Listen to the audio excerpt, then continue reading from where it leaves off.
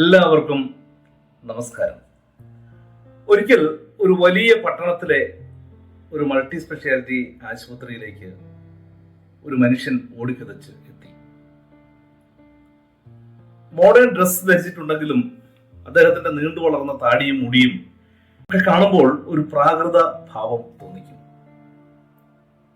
പ്രധാന കവാടത്തിലുള്ള സെക്യൂരിറ്റിയൊക്കെ അവഗണിച്ചുകൊണ്ട് അയാൾ നേരെ ഓടി റിസപ്ഷനിലേക്ക് എത്തി.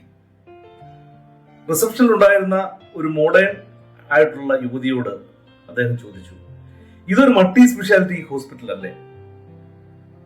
ആഗതന്റെ ഭാവത്തിൽ അല്പം അമ്പരപ്പും തെല്ലു നീരസവും തോന്നിയ യുവതി പറഞ്ഞു, അതെ, ഇതൊരു മൾട്ടി സ്പെഷ്യാലിറ്റി ഹോസ്പിറ്റൽ തന്നെയാണ്.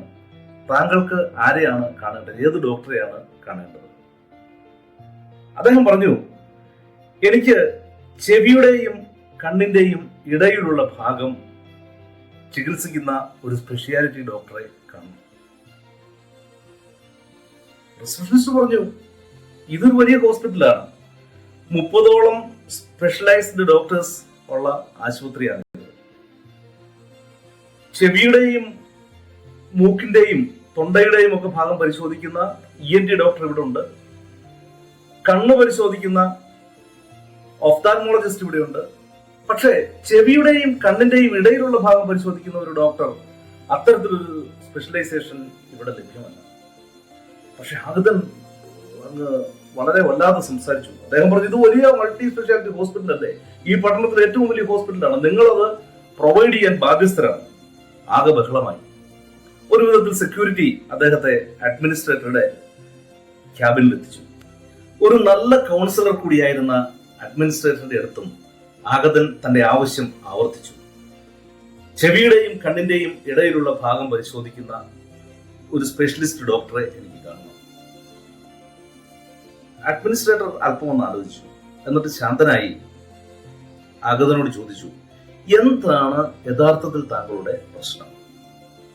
അദ്ദേഹം പറഞ്ഞു, ഞാൻ കേൾക്കുന്നതല്ല കാണുന്നത്.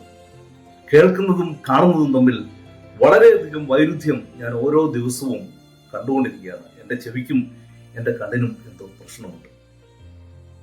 ബുദ്ധിമാനായ അഡ്മിനിസ്ട്രേറ്റർക്ക് കാര്യം മനസ്സിലായി. ഇത് ശരിയാണ് അല്ലേ? എത്രയോ വൈരുദ്ധ്യങ്ങളാണ് നമ്മുടെ മുൻപിൽ ഓരോ ദിനവും കാണുന്നത്. എല്ലാ മതങ്ങളും സ്നേഹവും സാഹോദര്യവും സഹവർത്തിത്വവും ഒക്കെ പഠിപ്പിക്കുന്നു.